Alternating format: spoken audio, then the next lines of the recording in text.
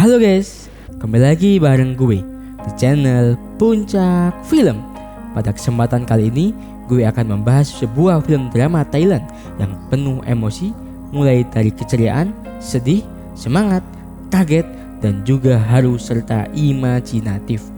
Film yang gue bahas kali ini berjudul Not Friends tahun 2023. Sebelum lanjut, cari tempat yang nyaman, siapkan camilan, dan jangan lupa subscribe. Tidak lupa juga gue doakan untuk kalian semua sehat dan bahagia selalu ya guys.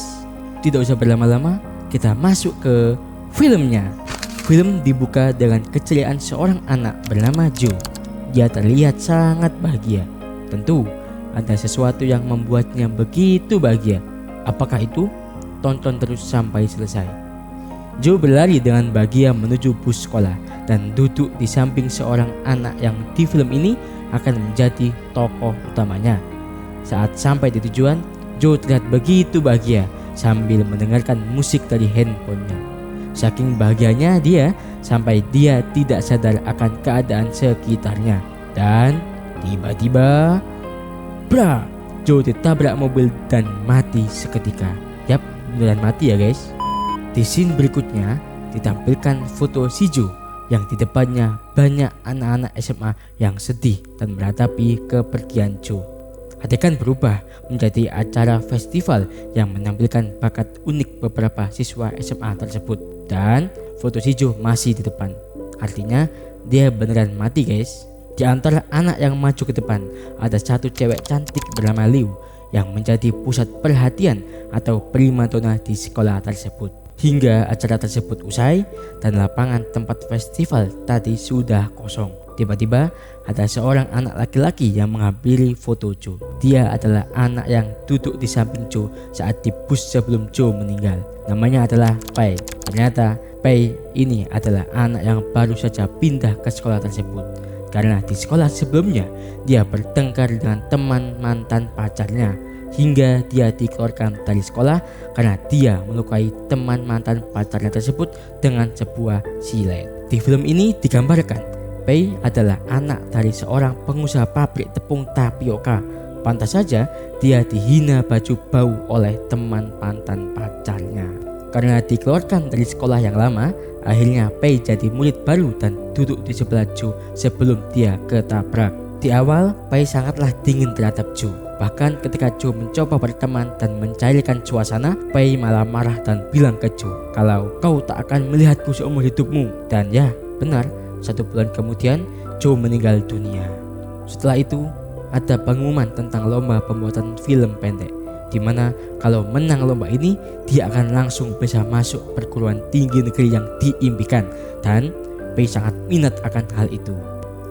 Disinilah awal dari semua konflik yang akan terjadi ke depannya. Pei sangat minat untuk ikut lomba tersebut, tapi dia sama sekali belum memiliki ide apapun. Saat Pei berbincang-bincang dengan panitia lomba, tiba-tiba saja ada petugas kebersihan yang membawa foto almarhum Joe. Diiringin dengan backsound drum band, disitulah Pei mendapatkan ide cemerlang. Yap, dia ingin membuat kisah tentang perjalanan Joe. Dia langsung mewawancarai beberapa guru dan teman tentang kehidupan Joe sebelumnya. Bahkan, dia juga mendapatkan informasi Joe lewat buku kenangan. Setelah mendapatkan beberapa informasi tentang Joe, Pei mulai mengingat-ingat kenangan bersama Joe. Namun, dia hanya menulis Joe itu orang baik. Yap, dia buntu ide dan bingung mau nulis apa.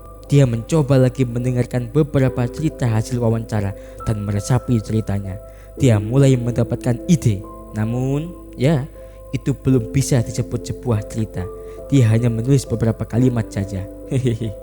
Saat dia mendengarkan cerita dari temannya bahwa Joe pernah ikut lomba cerita pendek dan menjadi pemenangnya, dia tiba-tiba ingat kalau dia masih menyimpan harddisk milik Joe. Pai mulai membuka harddisk milik Joe dan menemukan file cerita pendek milik Joe yang berjudul Kembang Api dan Bintang. Cerita pendek milik Joe sangatlah bagus dan imajinatif. Pantas saja dia menang lomba dan mendapatkan hadiah 100.000 baht atau sebesar 44 juta rupiah. Setelah membaca cerita pendek milik Joe, Pai mulai tersenyum dan mendapatkan ide cemerlang. Ya, ide cemerlangnya adalah mengganti karya Joe menjadi karya Pai.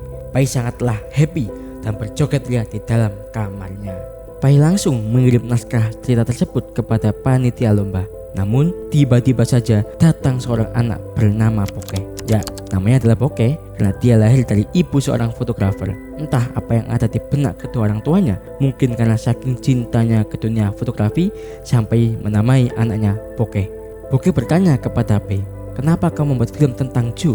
Pai menjawab, "Karena Ju adalah teman dekatnya." Poke menawarkan dirinya membantu dalam pembuatan film karena dia memang mahir memegang kamera. Namun Poke masih penasaran kepada Pai bisa dekat dengan Ju. Padahal Pai masih sebulan berada di sekolah tersebut. Dengan gugup Pai menjawab, "Jo adalah teman dekatnya sewaktu SMP. Dia juga bilang bahwa Jo adalah teman sebangkunya sejak kelas 7 SMP. Ternyata si Poke lah yang duduk sebangku dengan Jo sewaktu SMP. Hal itu tentu membuat Pai canggung dong, karena dia ketahuan berbohong dan dia ingin segera pergi meninggalkan Poke. Poke marah karena dia sudah tahu kalau Pai membuat film tentang Jo karena dia ingin mengikuti lomba kompetensi film pendek yang bisa mengantarkannya masuk PTN Thailand. Namun dia tertolong karena dia dipanggil kepala sekolah dan bertemu dengan ibunya Jo yang ingin sekali dibuatkan film pendek tentang Jo dari Pai. Ibunya sudah membawa foto-foto Jo dan bersedia menjadi sponsor atas pembuatan film Jo sebesar 50.000 baht atau sebesar 22 juta rupiah. Hal itu membuat Pai sangat kaget dan keringetan. Bahkan kepala sekolah pun juga mendukung pembuatan film pendek tersebut dengan memberikan iMac baru dengan spek tertinggi, yang mana iMac itu sudah diidam-idamkan oleh tim pembuat film sekolah. Poke mendesak Pai agar film pendek itu tidak jadi dibuat, serta meminta Pai untuk memberitahu semua murid bahwa cerita yang akan dia buat itu adalah milik Jo. Namun dengan cerdasnya Pai berkata jujur bahwa film yang dibuat nanti atas dasar cerita pendek yang ditulis Jo saat menang lomba sebelumnya. Jo dianggap didiskualifikasi karena meninggal dunia. Pai ingin mengabadikan karya Jo sebagai bentuk penghargaan sebagai teman sekolahnya dan sorak-sorai gembira menyambut Pai karena murid-murid suka dengan ide Pai tersebut. Bahkan ada yang berinisiatif untuk membuka donasi pembuatan film Jo. Namun Poke tidak senang dan mengancam Pai akan memberitahu ibunya Jo.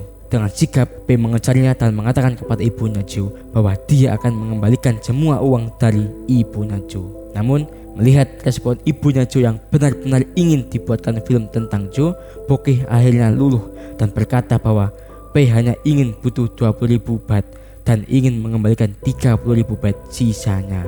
Hal itu membuat ibunya senang dan mempersilahkan Pai dan Poke untuk masuk ke kamar Jo. Dari situlah Pai menemukan buku catatan milik Jo, di mana di buku itu Jo menulis semua mimpi dan pencapaiannya. Poke dan Pai akan membuat film tersebut dan merekrut tim pembuat film sekolah. Awalnya mereka menolak, namun Pai memberikan iMac dari kepala sekolah untuk digunakan oleh mereka dan mereka langsung mau dong.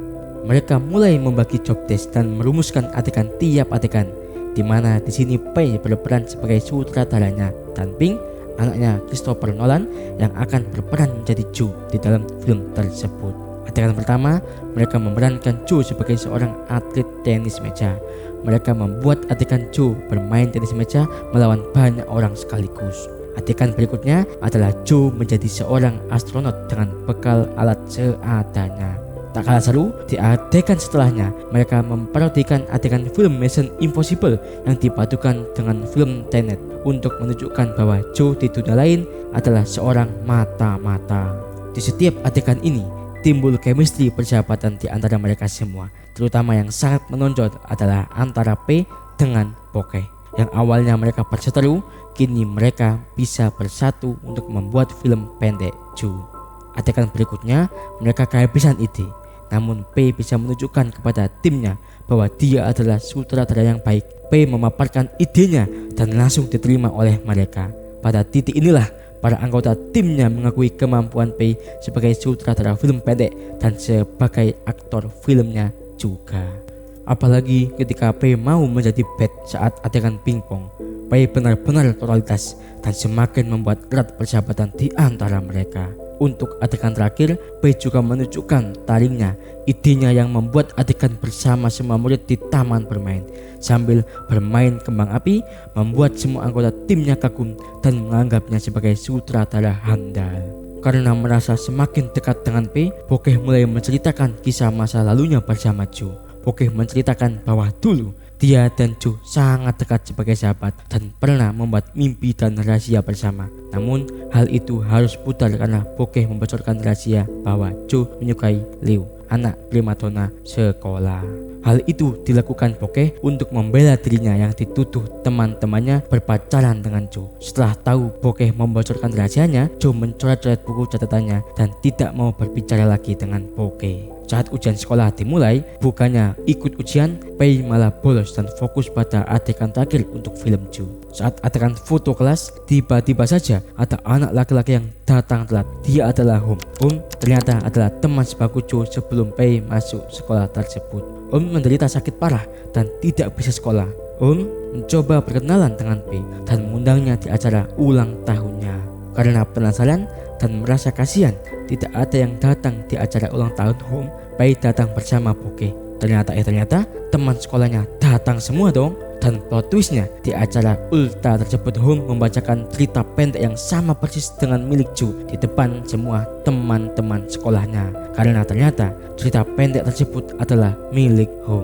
Ya, Joe mencuri cerita pendek Hom dan mengirimnya di lomba tersebut. Tentu hal itu membuat Pei dan Bokeh kebingungan. Pei merasa kecewa dengan Joe dan kasihan dengan Hom. Disinilah mulai terjadi konflik antara Pei dan Bokeh. Pei ingin tetap membuat filmnya, sedangkan Bokeh tidak ingin melanjutkan film tersebut. Bokeh tidak ingin semua teman sekolahnya tahu bahwa Joe mencuri cerita pendek milik Hom. Pei dan Bokeh berseteru di taman bermain. Namun Pei memutuskan untuk tetap membuat film tersebut, sedangkan Bokeh terpaksa harus mundur dan tidak bisa melanjutkannya. Mau tidak mau, Pei harus melanjutkan sendiri pembuatan film tersebut tanpa Bokeh. Dia memegang kamera sendiri untuk merekam adegan terakhir di film tersebut. Di saat Pei sibuk membuat adegan kembang api, Bokeh melihat isi harddisk milik Joe dan semakin terharu karena di foto tersebut ada tulisan bahwa Joe ingin berteman lagi dengan Bokeh. Pei menerima telepon dan ternyata ada kabar bahwa Hom sedang sekarat di rumah sakit. Pei dan Bokeh datang berdua di rumah sakit dan ingin menunjukkan hasil filmnya. Yang awalnya dibuat untuk Joe, sekarang film tersebut dibuat untuk Hom. Yang mana film tersebut akan tetap diputar di acara perpisahan sekolah, namun bukan untuk mengenang Joe, melainkan untuk mengenang kematian Hom. Namun setelah menunjukkan film tersebut, Hom malah semakin semangat untuk bisa bertahan hidup. Hom tidak ingin mati. Hom tidak ingin dikenang dengan film tersebut. Hom ingin sembuh dari penyakitnya dan ingin melakukan sesuatu yang berarti dalam hidupnya. Saat Pei mendengarkan Hom, ternyata harddisknya dibawa kabur oleh Bokeh. Di sini terjadi perseteruan antara Bokeh dan Pei lagi. Pei tetap ingin menampilkan film tersebut, sedangkan Bokeh tidak ingin. Bokeh merasa Pei tidak layak memutar film tersebut karena Pei bukanlah teman dekat Joe. Karena saking jengkelnya dengan Pei, Bokeh melempar harddisknya di jalanan dan dilindas oleh mobil dong. Tentu harddisknya pecah berkeping-keping dan pupus sudah harapan Pei untuk ikut perlombaan yang bisa mengantarkannya ke PTN yang diharapkan. Waktu sudah hampir habis. Film tersebut harus disetorkan ke panitia lomba dan harus ditampilkan di acara perpisahan sekolah. Pei kebingungan dan mencoba membuat film Joe dari awal lagi. Hatinya sumpek, otaknya butek. Pei kebingungan membuat film baru tentang Joe. Pei kehilangan harapan untuk bisa masuk PTN yang dia inginkan. Dia memfoto semua foto-foto kenangan Joe dan berusaha membuat film baru tentang Joe. Saat hendak disetorkan ke timnya, Pei mendapatkan secercah harapan. Ternyata Pink sempat mengupload film tersebut di iMac. Pei sangat senang.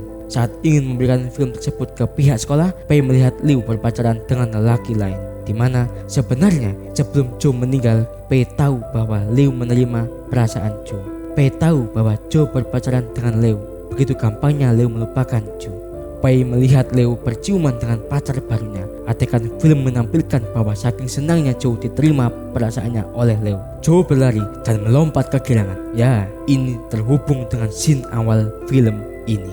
Jadi ternyata Joe lari dan melompat sangat gembira karena cintanya diterima oleh Liu. Saat berlari keluar, dia sempat bertemu Bokeh dan menyapanya. Hal ini membuat Bokeh merasa dia berteman kembali dengan Joe. Namun ternyata takdir berkata lain. Saat sampai di halaman sekolah, Joe terlalu asik mendengarkan musik dari handphonenya. Bahkan dia sempat menolak hadiah 100.000 baht dari lomba cerita pendek yang dia ikuti. Joe menolak dengan alasan bahwa cerita tersebut bukan miliknya, melainkan milik temannya. Dan ya, Joe meninggal dunia. Murid-murid berdoa dan bernyanyi untuk Joe sambil menangis. Pei membayangkan bahwa jika ada dunia paralel, mungkin Joe masih hidup dan sudah menjadi sahabatnya Pei. Hari perpisahan pun tiba dan Pei harus memutar film untuk Joe. Alih-alih memutar film yang sudah jadi, ternyata Pei sempat membuat alur kisah baru tentang Joe bersama timnya. Film Joe menceritakan tentang gambaran jika Joe masih hidup, namun karena waktunya sempit, film tersebut ditampilkan seperti editan PowerPoint. Dan hal itulah yang membuat para siswa kecewa. Bokeh kagum melihat hal itu. Timnya juga bangga dan tetap ingin bersahabat dengan Joe. Serta Home juga bahagia melihat film tersebut. Endingnya, Pei tetap dinyatakan tidak lulus dan harus bekerja di pabrik milik ayahnya. Sedangkan Leo menjadi duta mahasiswa baru. Ping memiliki tim pembuat film di perkuliahannya dan Home membuat cerita baru untuk impian hidupnya 10 tahun ke depan. Serta ibunya Joe memiliki cucu dari kakaknya Joe. Beberapa saat kemudian, Pei menceklis impiannya yang magang di lokasi syuting. Di sanalah dia bertemu kembali dengan Bokeh dan mereka berdua menjadi sahabat selamanya. Dan cerita selesai. Begitulah alur cerita film dari Not Friend karya GTH Thailand ini. Penuh suka duka, banyak plot twist tak terduga, dan begitulah gambaran dunia persahabatan remaja dari film tersebut. Perlu kamu ketahui, film ini juga menjadi perwakilan Thailand di ajang Piala Oscar tahun 2024. Ya, walaupun hanya masuk nominasi, film ini mampu menghadirkan cerita yang fresh, unik, dan mampu membawa perasaan penontonnya campur aduk dengan semua plot twistnya. Oke guys, kalau kamu punya saran mau bahas film apa, tulis di kolom komentar ya. Terima kasih sudah menonton. Jangan lupa subscribe dan bye-bye.